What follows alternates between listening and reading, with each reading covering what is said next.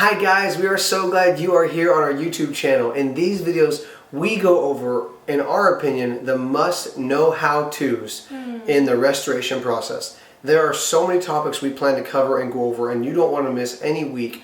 We are trying to condense these, hit on a few points, even give you some tools that you can apply to your restoration process. Today, we're getting into a topic that Charity wants to talk about. I just want to talk about shame.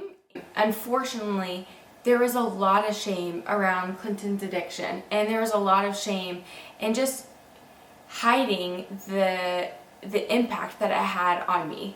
And I think a lot of times, unfortunately, we will make excuses inside of our heads thinking like, well, if only they knew, what my marriage really looked like, or if only they knew what my husband was really doing, then they would judge him, they would view him differently, they wouldn't be my friend.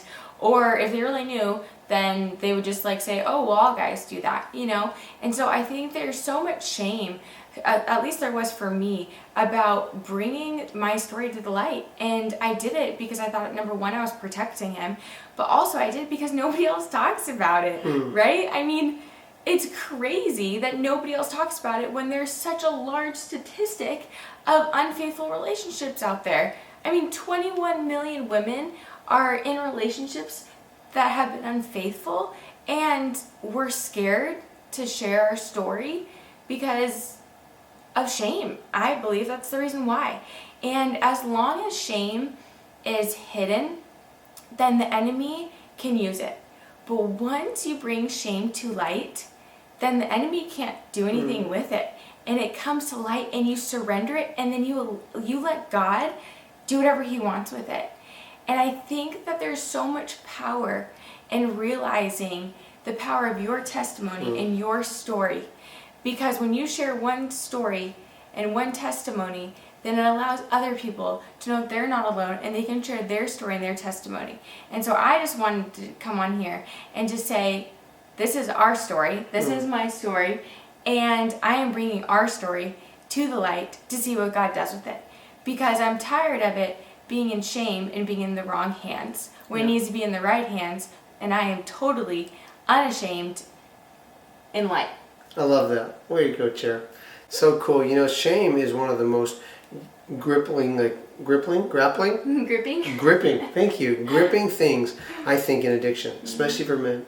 We're covered in shame. We are told that we'll never break free from this. We believe the lies that I'm no better than this, and this is always going to be a part of my life.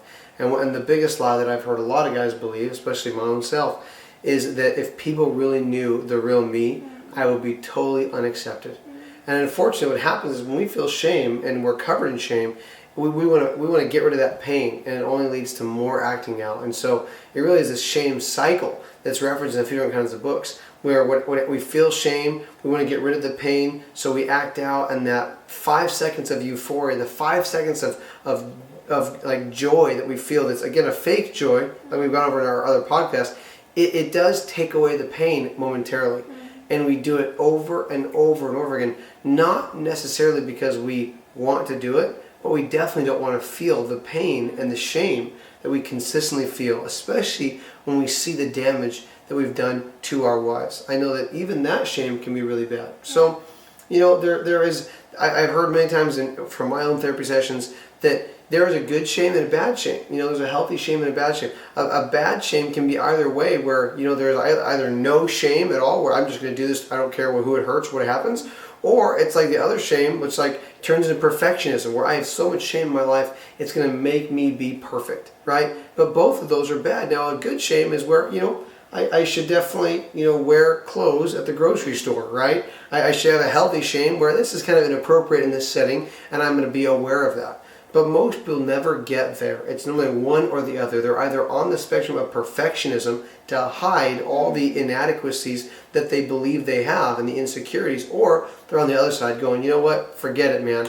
I'm doing whatever I want to do, and I'm going to have no shame about it. And both are unhealthy. Yeah, couldn't agree more. I just got reminded when you were talking about the story of Adam and Eve.